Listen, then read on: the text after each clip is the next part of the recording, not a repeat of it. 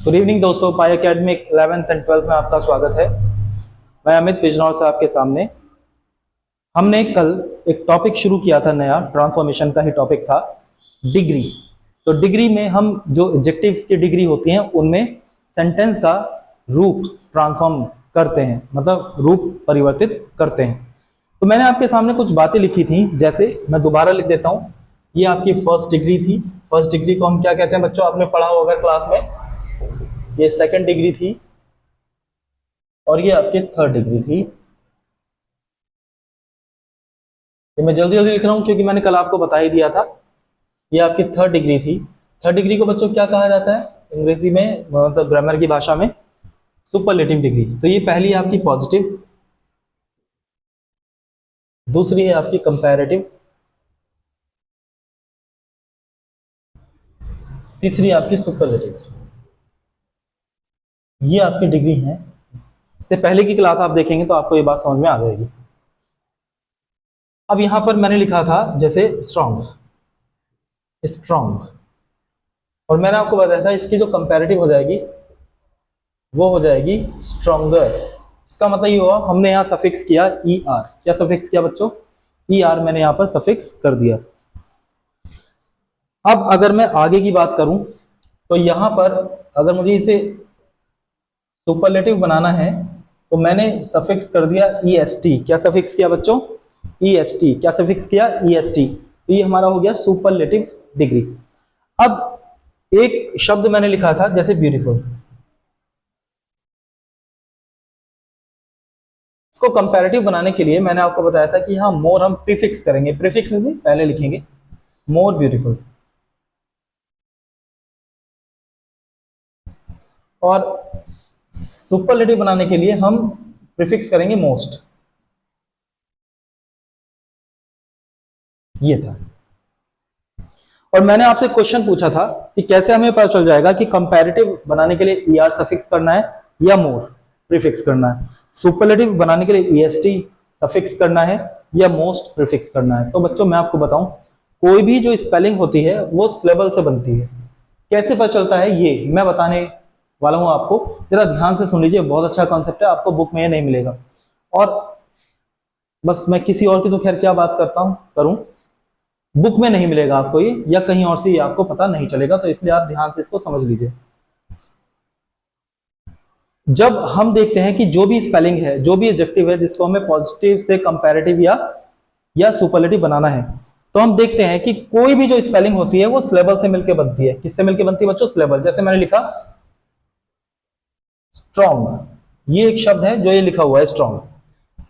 ये syllable, syllable क्या होता है? सिलेबल का मतलब होता है एक स्पेलिंग में जितनी बार भी साउंड, वावल का साउंड परिवर्तित होता है तो वो स्पेलिंग उतने ही सिलेबल की होती है। कोई भी स्पेलिंग में जितनी बार भी वावल साउंड परिवर्तित होता है वो स्पेलिंग उतने ही सिलेबल की होती है। जैसे स्ट्रॉन्ग, इसमें केवल एक बार वावल साउंड आया, स्ट्रॉन्ग, ओ, तो ये एक सिलेबल की स्पेलिंग है। अगर आप देखें, अगर आप देखें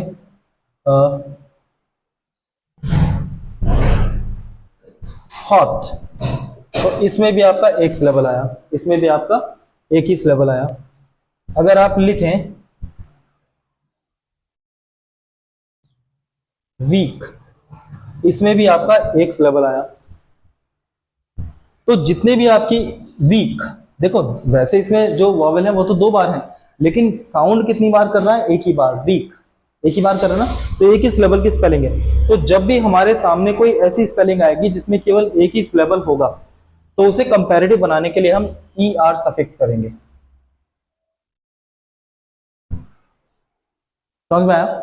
और जब कोई स्पेलिंग ज्यादा सिलेबल की होगी, मींस उसमें एक से ज्यादा बार वॉवेल साउंड चेंज होगा, तो जितनी बार भी वॉवेल साउंड चेंज होगा वो उतने ही सिलेबल की स्पेलिंग होगी। तो भले ही वो कितने भी सिलेबल की हो, लेकिन एक से ज्यादा सिलेबल की होनी चाहिए।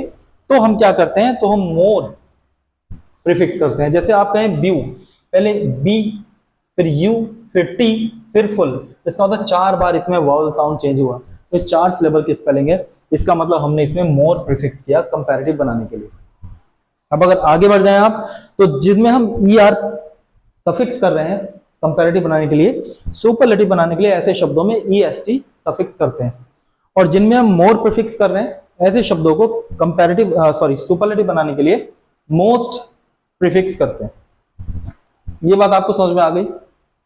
चलिए, अब कुछ शब्द ऐसे होते हैं जो बिल्कुल ही अलग होते हैं, जैसे गुड, बेटर, बेस्ट।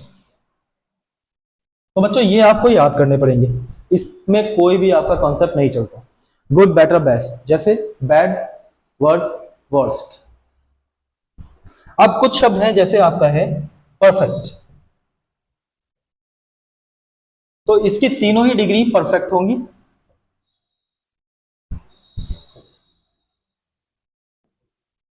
बच्चों ऐसे और भी शब्द हैं, जैसे अगर मैं कहूं आपका राउंड, तो राउंड, राउंड। क्यों होता है ऐसा?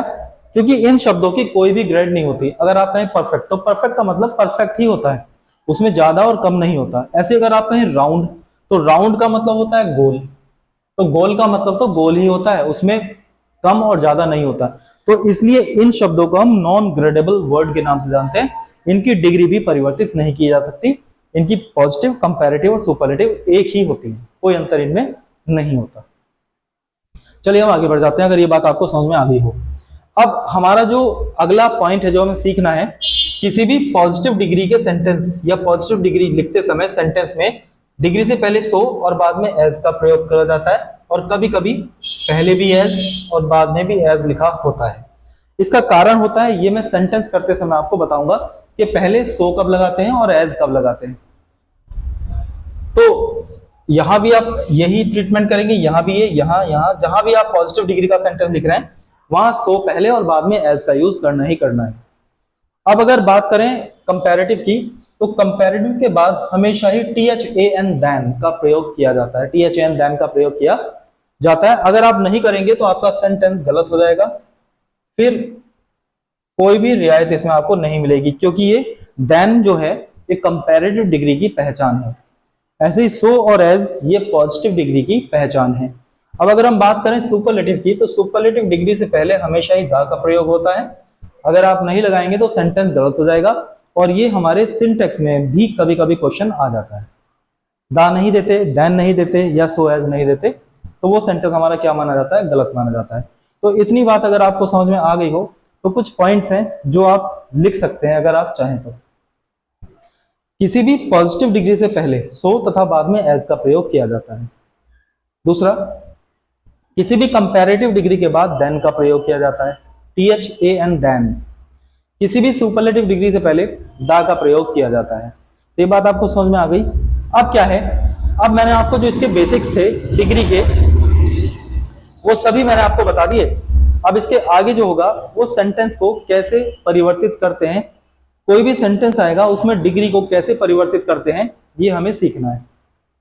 तो ये हम सीखेंगे अपनी अगली क्लास में। ये एक छोटी क्लास है, आप छोटी छोटी क्लास से ही सीख सकते हैं। मैं अपनी क्लास को और भी ज्यादा अभी जो है टाइम दूंगा, इन क्लास को और ज्यादा बढ़ाऊंगा, इनका समय बढ़ाऊंगा। लेकिन अभी आप छोटी क्लास को देखिए और सीखने की कोशिश कीजिए। शेयर कीजिए, लाइक कीजिए अगर मेरी वीडियो आपको अच्छी लग रही है। नमस्कार, जय हिंद।